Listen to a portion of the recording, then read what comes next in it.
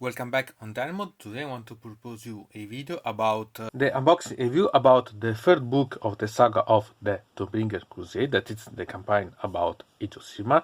This is the Long Hound and this is the third book.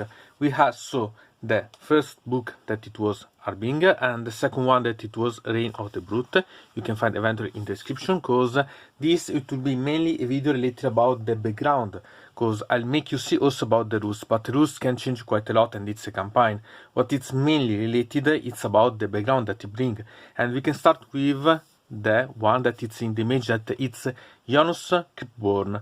And yes, we hadn't yet known it, and I misunderstood when I first seen such imaging, because I thought that it was an heavy of the armor 1. Instead it's a hammer of Sigmar 1 with a black armor like Astolat, and the background we see that it's quite similar, that it's this one that we've seen released with the first set box. And I made this against a Kragnos, as you can see, and I leave also the link in the description. So this that I painted in black armor because I wanted an army of the hammer Lord Relictor, this is the one that has been promoted, so it's now the Guardian of the Lost Souls. So it's really quite interesting, as it's interesting Kragnos, that it's the Draconite that we can see. So there's been also released a model that I'm not sure if I'll be able to gain. Anyway, it's really an amazing book, and now we can go about to see such one. Here you can see this, that it's technically a city of the cities of Sigmar with the statue about Aqshy. So it's really quite intriguing to see.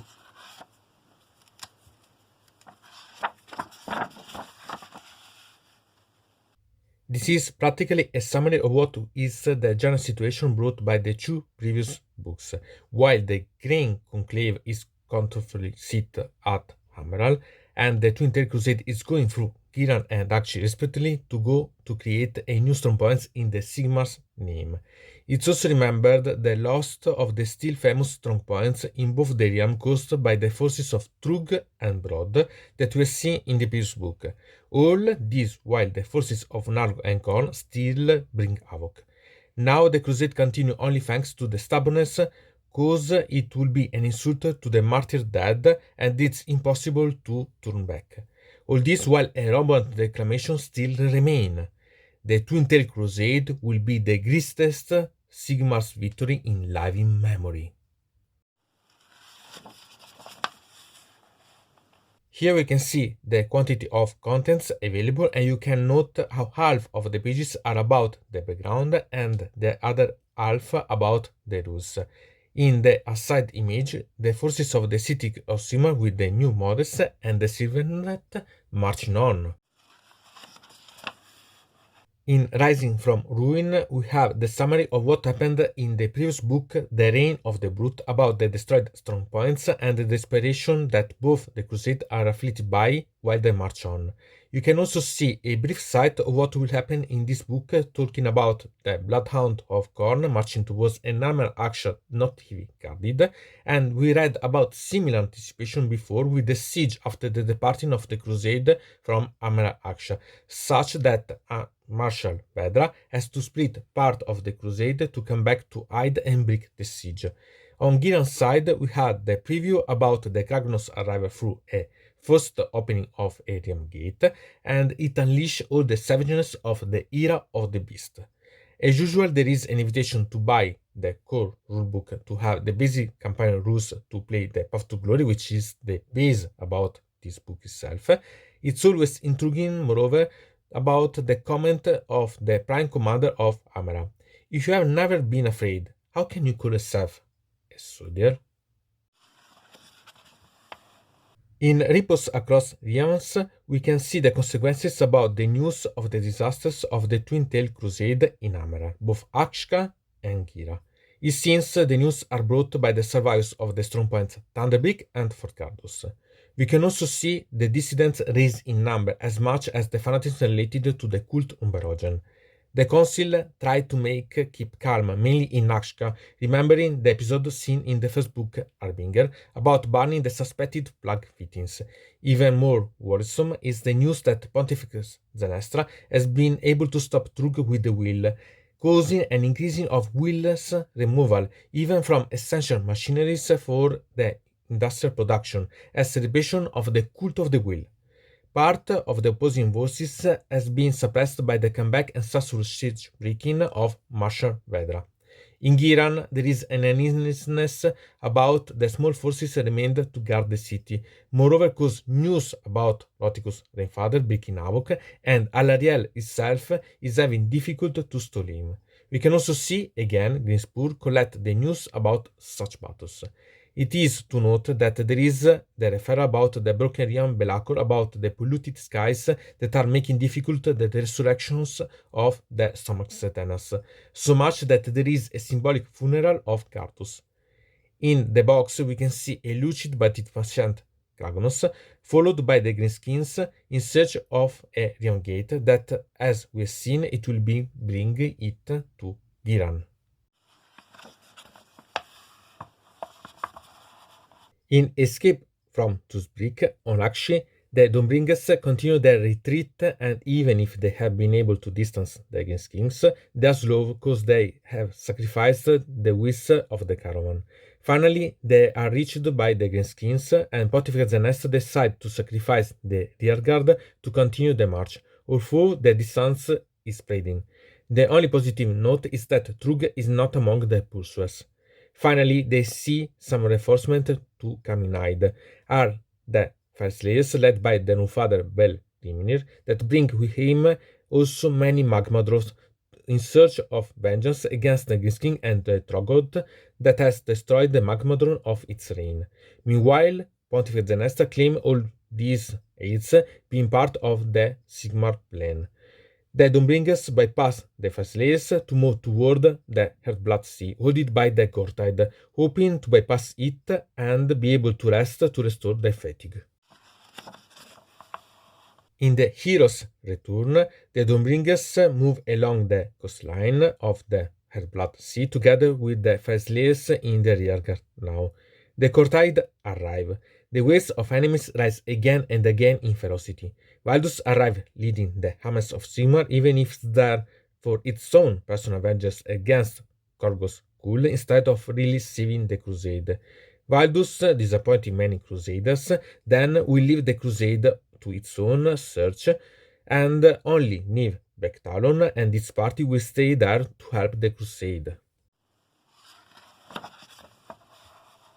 In this novel, we have Valdus searching for Korgos Kul, its traces at least, and meanwhile he destroys the Goretide. Here there is the reunion of Valdus and Ionus Cryptborn, friends since unmemored times, and now separated but still friends.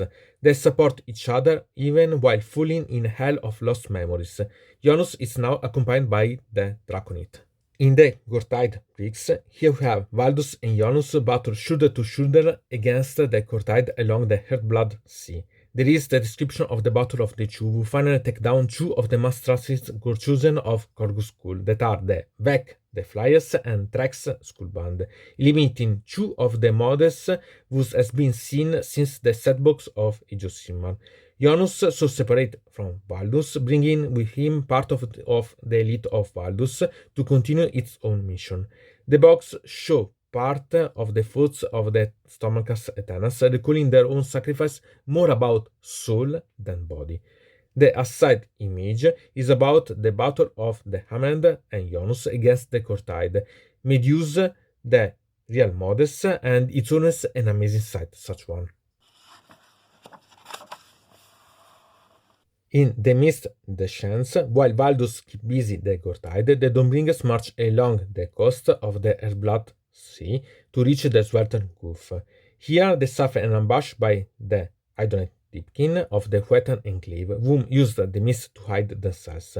Bel Grimnir and the Magmadroth help by dispersing the mist, burning it away. The Dawnbringers react. Niv and her party kill the Leviathan, and at the end the Idonite Deepkin lose and the Achaean king is submitted. In Path of Souls, there are arguments about how to treat the Idonet, because they should have been allies and they should not have assaulted the Crusade.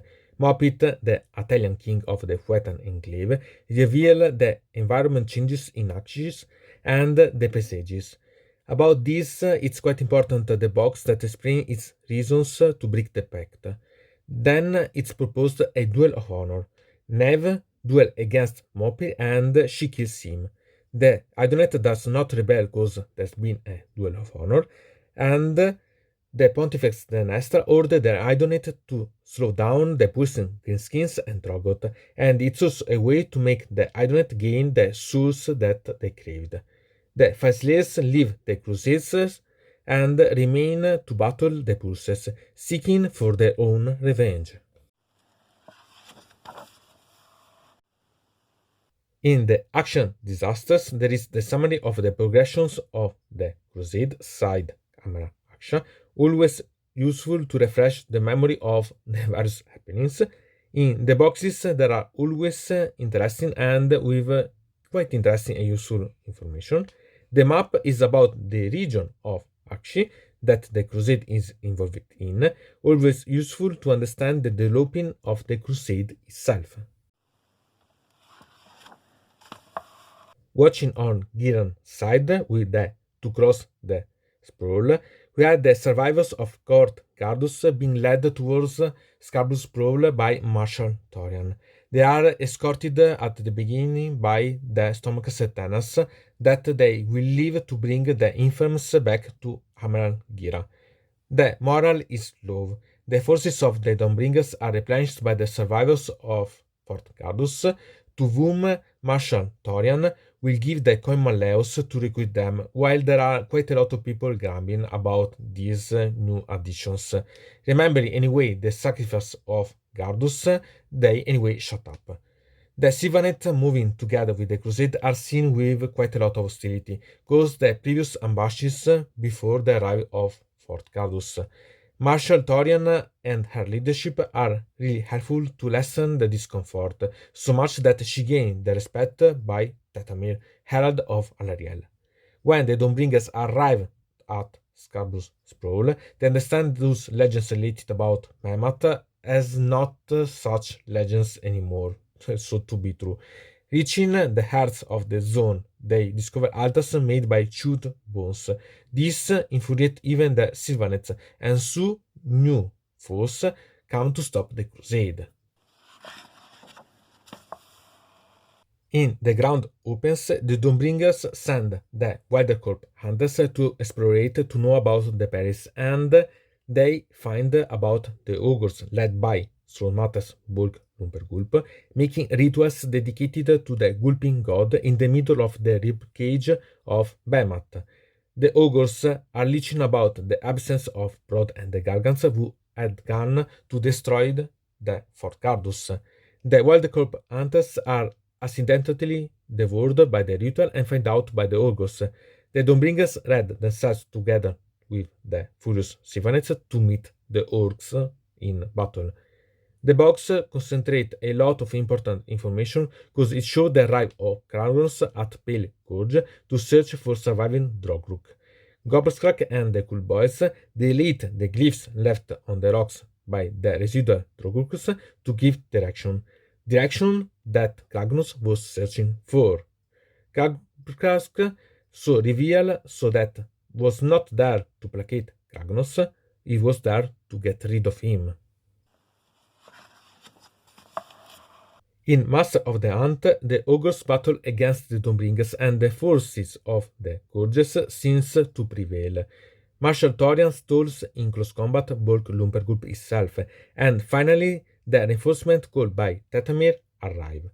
Combining the efforts with Betanos' first turn of Kurnos, Marshal Torian is able to hurt badly Bulk. The Dawnbringers, uniting the attacks with the new Sylvanet arrivals and reinforcements, reverse the battle and the ogres are hunted. The hunters are truly become the hunted.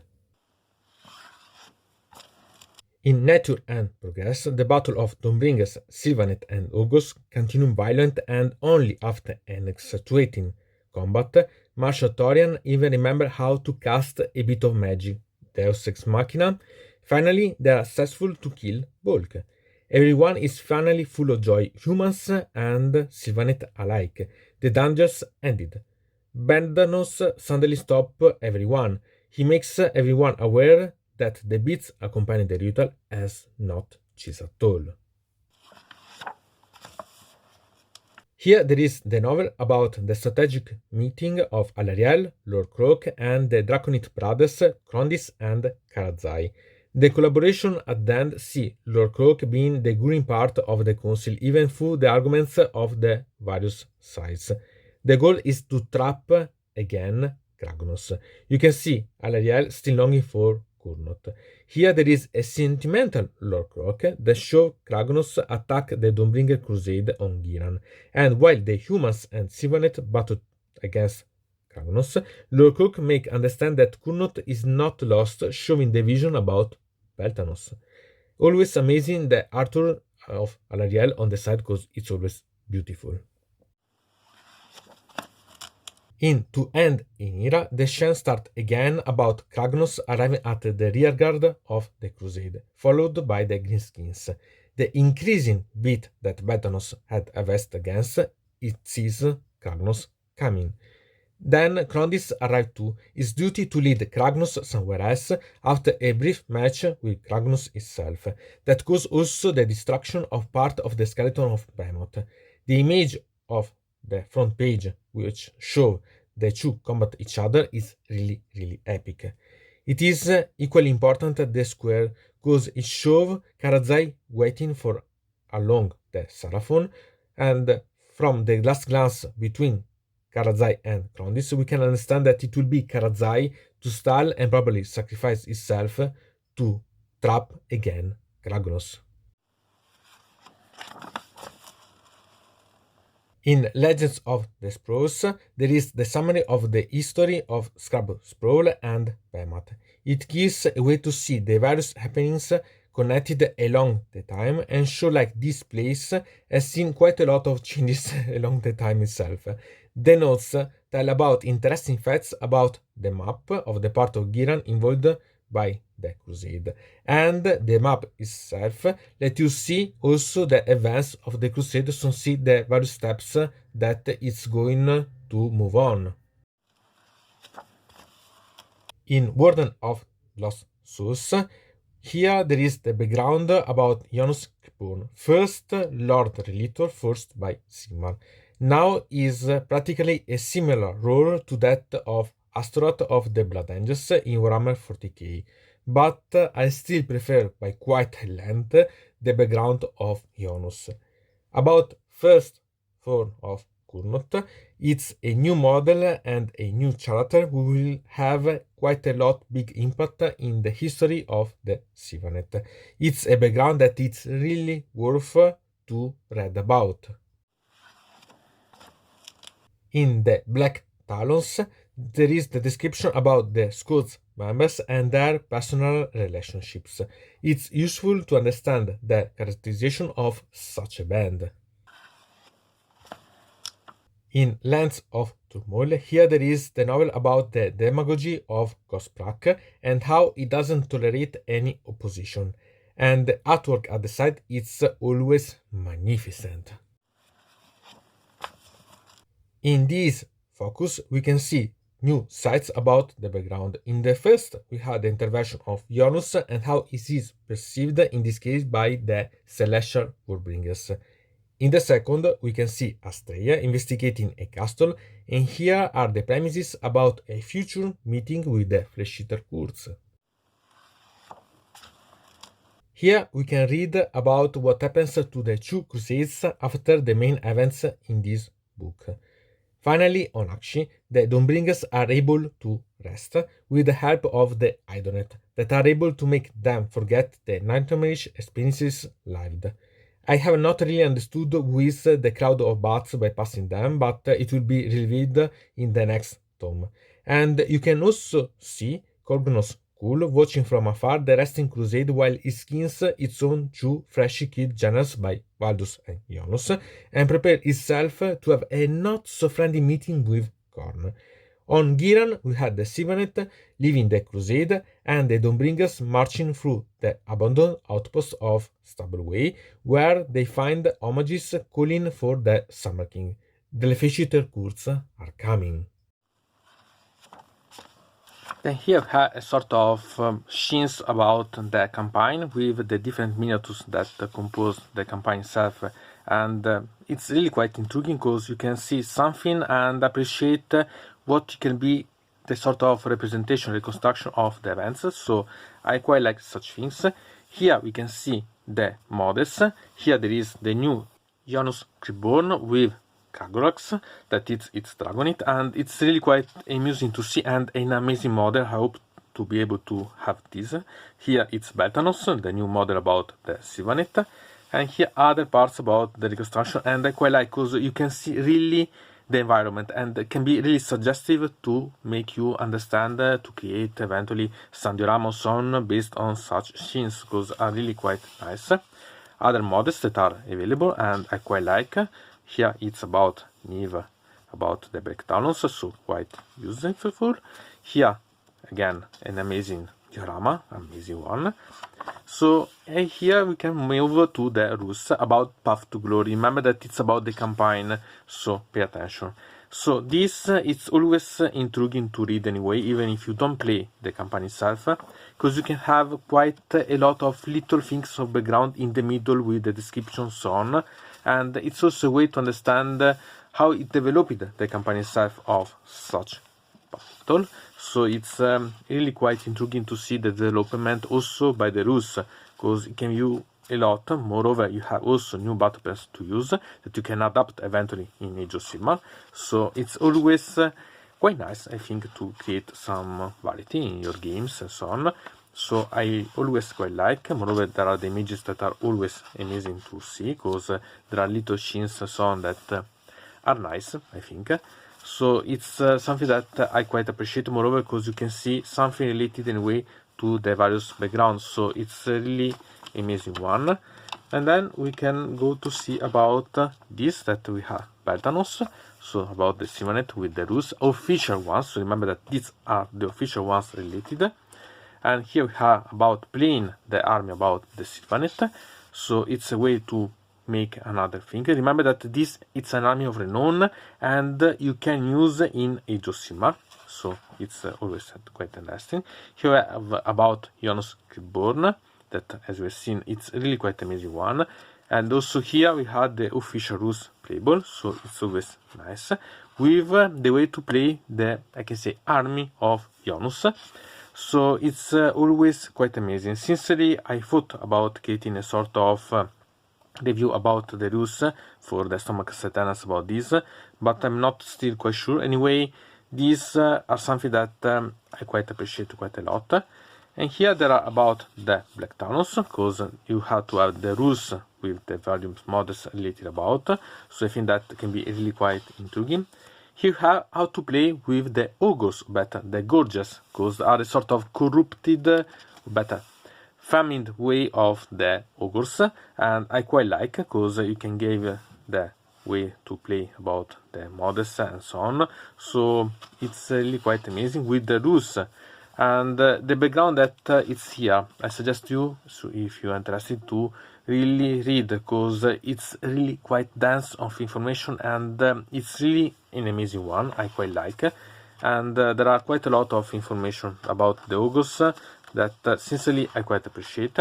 Here there is about the Face layers, but these are a bit peculiar, because it's related about some dwarfs, but Face layers, but this it's a bit peculiar, because these are related to some of the Face layers that doesn't pray, but they pray also for Grimmy, but also for the Vulcatrix. And it's really quite intriguing to see, because there is also the relationship with the other Face layers and so on. So it's quite nice. Here obviously the rules to play with, and it's a way to have the Face layers with quite a lot of magma dwarf. So here we have the points, and obviously these can be changed quite a lot and so on, and are still valid till there will be the release of new points or the new rules, so you have to pay attention. Here we have the back cover that we've seen in the that we covered before. Here there is the code that you can use to have the rules in the app, so that you can make the registration on the Warhammer, and so you can have this available. And then there is the end with this, that it's imagine about Clipboard and the Stormcast Eternals battling against the Goretide. Sincerely, I love such book. It's amazing. It's really quite full of information. And okay, sincerely, it's perfect if you have also the other ones, because they give you the progressing of the campaign of the Twin-Tail Crusade. At the same time, anyway, this it's a sort of grouping. I mean that it can be really a sort of summary. You can see all the other pieces of background converge in this. So this it's one of the ones that they can say and call to be a sort of main stop to read, because it's a really great node about the background to gain. So really quite amazing one. Anyway, from that mode it's everything. I invite you to subscribe to the channel, to ring the bell so to receive notification about new video, to comment under here about this video, or if you want to suggest me new videos. So I hope to see you again to the next time.